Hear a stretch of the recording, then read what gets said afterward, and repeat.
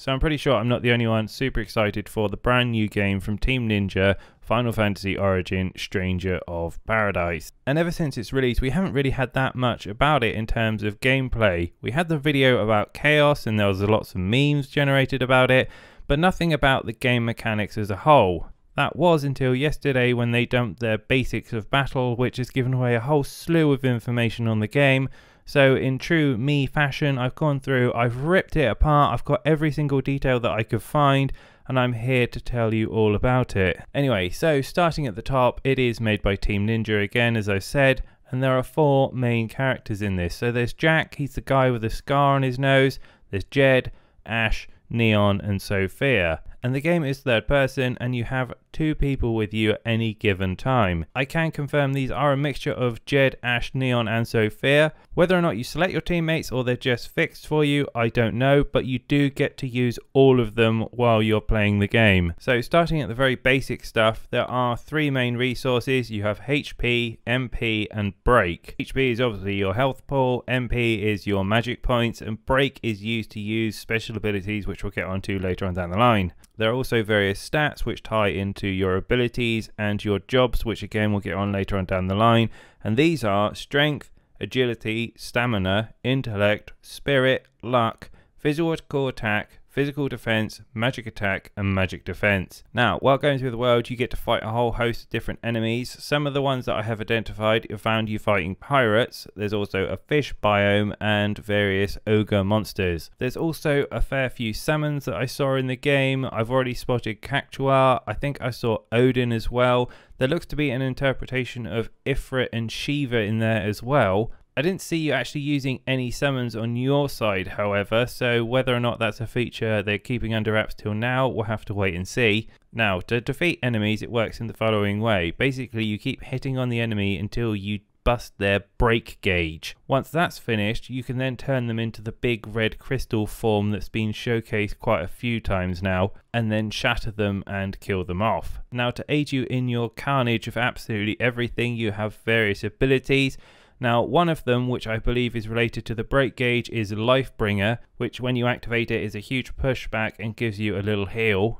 And there was also another ability which they mentioned which wasn't related to the break gauge, I believe, but it was called Soul Shield, and you can see it absorbing a purple skull, and this gives you the ability Death's Lament, which when you fire it back will apply a weakness to the enemies. So I'm imagining that there are scenarios where you have to use Soul Shield to absorb special enemy abilities, and then use it on the enemy to kind of weaken them in a specific way, probably more so in big boss fights.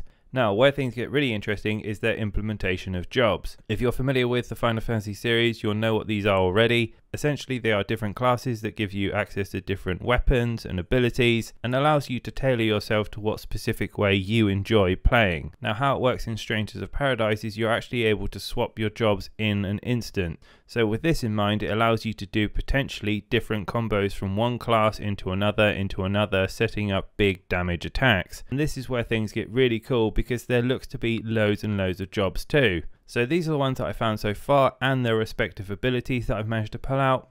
So we've got Swordsman, which has got the Onslaught ability, which is lunge forward, then slash and strikes foes with successive attacks. And I think at this point it's also worth mentioning that each of these jobs comes with its own skill tree. The more points you put into the skill tree, the more abilities you get to unlock. Additionally, if you go far enough into a tree, you also get to unlock different jobs. So the next ability that I saw was Spinning Slash, and this is a spinning slash type attack where you hold R2 to continue spinning and gradually pick up speed. This is also where I spotted that it looks like you can also use abilities in either an offensive mode or a defensive mode, because for Spinning Slash you can hold R1 to charge up a big attack, or alternatively you can press L1 for an enhanced guard. Now remember when I said if you put enough points into a job you get to unlock other jobs as well? Well, it looks like Swordsman then goes into Warrior. Now to unlock Warrior you both have to have Ronin and the Swordsman job unlocked, but with the Warrior job you get to unlock Warcry, and Warcry is a fierce roar that damages nearby enemies and gradually restores your HP for a period of time. So I do like how kind of you start off with a simple job and then you evolve into more complex jobs. And I really like this for two reasons, because one, you have to play multiple roles to unlock the new job, and also it's not that far of a divergence from the original jobs that you've been playing and probably enjoyed. Now the next one I saw was the Lancer, but I didn't actually see any notes on Dragoon, but I wouldn't be surprised if that was kind of a job unlock further down the line. Now in terms of their abilities, so there was Lance Hurl, which can be seen charging up 3 times and then you throw the lance at the enemy. There was Cyclone that was mentioned but it wasn't actually showcased. There was Wild Thrust, which was assails the enemies with multiple piercing strikes and then sends them flying. And then the last ability was Lance, but I didn't actually get to see that in any animation form. The next job was Ronin. Didn't showcase any of the abilities, but it did showcase a lot of kind of like the big sword strikes, like a charge strike, and just had lots of kind of precise AoE cleave-like movements. Then there was a very short clip on the Duelist, which was kind of similar to the Rogue. It was all about fast daggers and quick mobility and lots of agilities. And then it showcased the Mage, which actually was quite interesting. So the Mage was always showcased using a sword and shield. And of the magic that we've seen so far, so we've seen like a fireball, there's also Aero, which has been showcased, and also Freeze, or Ice if you want to call it that. Then next up you had Swordfighter. Again, didn't really showcase too much around it. There was also Marauder, which used big two-handed axes, and also the Pugilist, which was a fighter style class. I did spot some other ones. I didn't have a name for them. One looked like to be a fencer class, and the other one looked actually to be a full fighter, so it had big kind of knuckle duster gloves on, similar to how Tifa looked. So whether or not it's like a monk class perhaps, or just an upgrade of the Pugilist, I'm not sure. But from all the fighters that I've gathered so far, my understanding is that these are just the base ones, and that there's more to unlock later on down the line. Now, in terms of all the fighters and their classes and their abilities, I think it's also worth noting that the abilities have levels, and the abilities also have link abilities. Now, I'm not really sure how these work. Some of the abilities read that they can be set to R1 and R2. I don't know if that means that R1 and R2 have some sort of specific functionality. And the reason I say this is because there were other abilities that said that they could be bound to any other link ability. All the attacks also have a type, so they're either piercing, slashing, crushing, that kind of thing. And they also have a bonus based on the stat that they're associated. So the fighter, I can't remember, I think it was slashing, and it was related to the stamina stat. And I'm presuming that just links into gear, which we'll get onto in a little bit down the line. Now, there's also an affinity system, which is measured in a percentage. And from my understanding and reading around it, it's how attuned you are to your job at that given time.